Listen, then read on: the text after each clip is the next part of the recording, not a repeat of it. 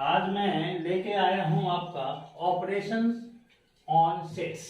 Operations on sets इसमें वैसे बच्चे जो डायरेक्टली 11 क्लास में सेट को पढ़ रहे हैं उन लोगों के लिए ये ज़्यादा हेल्पफुल होगा और बाकी के लिए भी हेल्पफुल होगा। आइए देखते हैं फर्स्ट ऑपरेशन।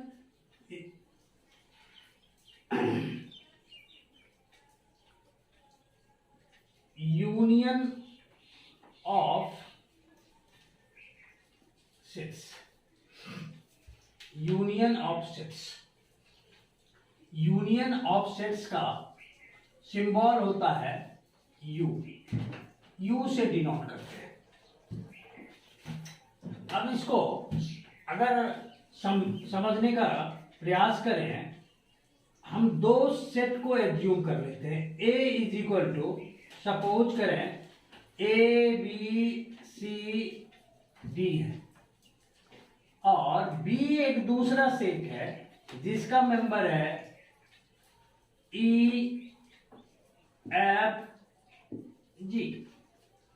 यहां पर दो सेट हम लोगों ने रैंडमली चूज कर लिया।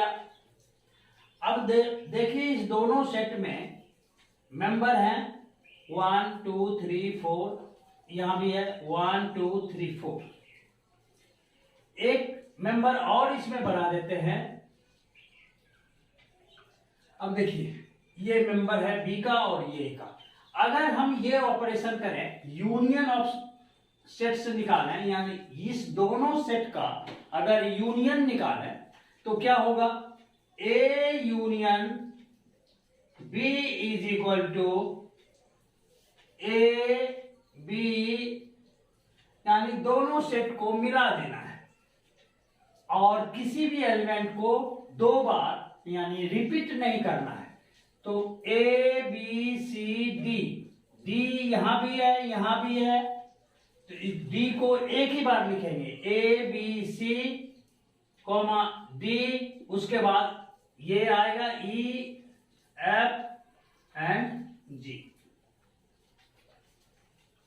इसको हम ए यूनियन बी का मेंबर बोलेंगे। अब देखिए इसको अगर हम डिफाइन करने जाए तो क्या लिख सकते हैं? ये ए कैसा है? ए में है। फिर बी कैसा है? बी में है। सी, ए जो है ए में है, बी ए में है, सी वो भी ए में है, डी वो ए में भी है और बी में भी है, ई फिर बी में है, एफ बी में है और जी भी बी में है। तो इसी चीज को अगर हम मैथमेटिकली डिफाइन करें तो A union B is equal to X such that, set builder form में अगर हम इसको डिफाइन करें तो X such that X belongs to A, क्योंकि वो एक्स वो भी है जो ए में बिलोंग करता है और वो भी है जो बी में बिलोंग करता है। तो एक्स बिलोंग्स टू बी और वो मेंबर भी है जो दोनों सेट में है, जैसे डी और डी ये दोनों सेट में है वो भी है, तो उसको क्या लिखेंगे? और एक्स बिलोंग्स टू बोथ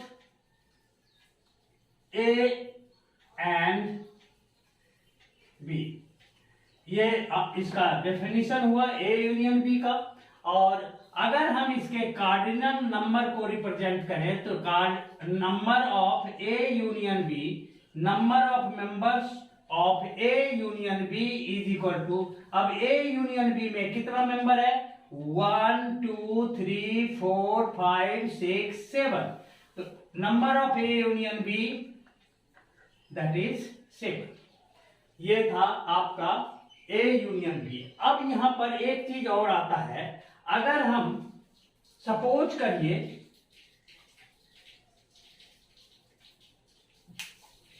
अगर हम इसको अब बी यूनियन ए निकालें, क्या आता है? बी यूनियन ए, तो दोनों को मिलाएंगे, फिर और फिर वही मेंबर देखिए आता है कि नहीं, A B C D E F और जी।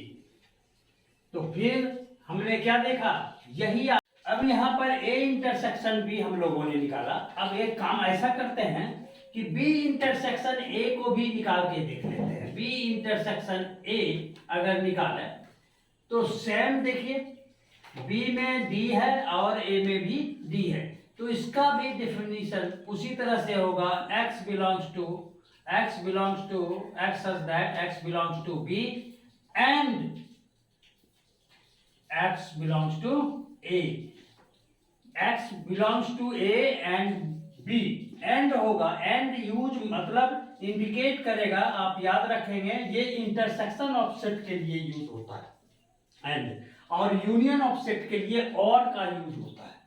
अगर कहीं और लिखा हुआ है तो समझ जाओ कि ये क्या है, यूनियन ऑफ सेट्स है। अब इसके बाद जो है हम देखते हैं यहाँ पर कार्डिनल नंबर।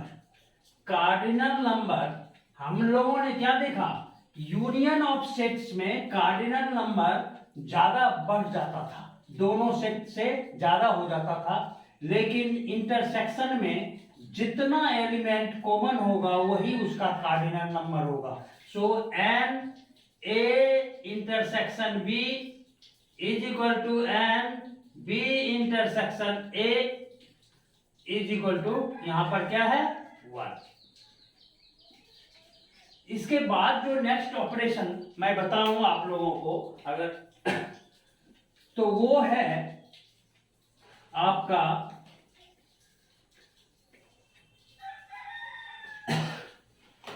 यूनियन और नंबर 3। नंबर 3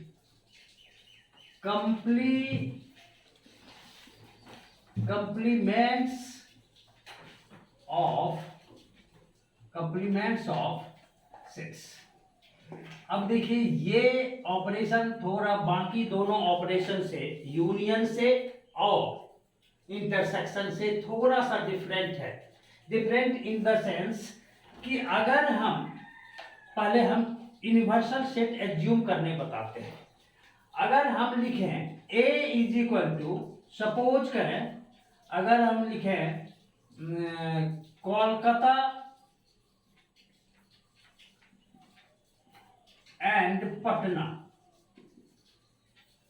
पटना ए है, और अगर हम बोले इससे मिलता जुलता एक ऐसा सेट आप इमेजिन करो, बनाओ जो इससे बड़ा हो, तो यहां पर हम क्या देख रहे हैं, कोलकाता और पटना क्या है, ये कोलकाता है वेस्ट बंगाल का क्या कैपिटल, और पटना क्या है, बिहार का कैपिटल।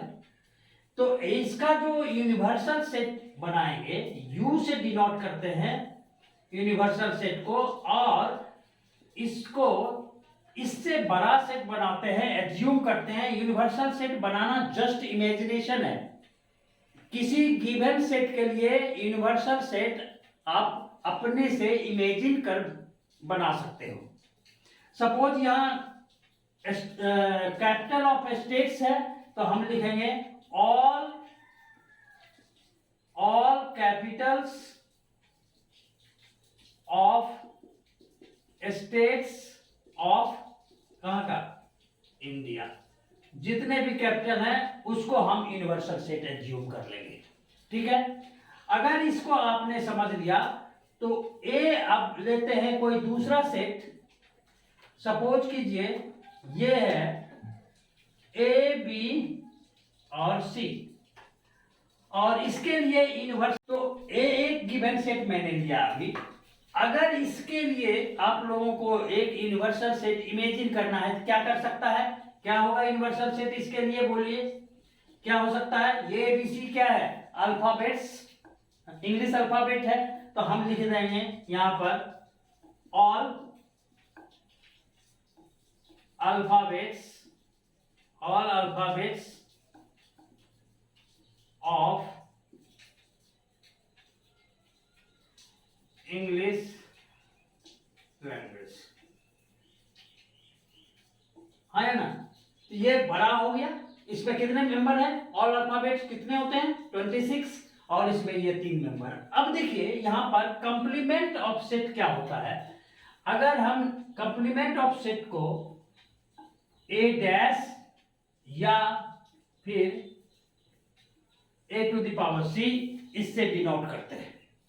अगर हमको बोले कि ए डैश निकालिए तो क्या करते हैं हम, ए के जितने भी मेंबर हैं उसको यूनिवर्सल सेट में से क्या कर देते हैं, सब्ट्रैक्ट कर देते हैं।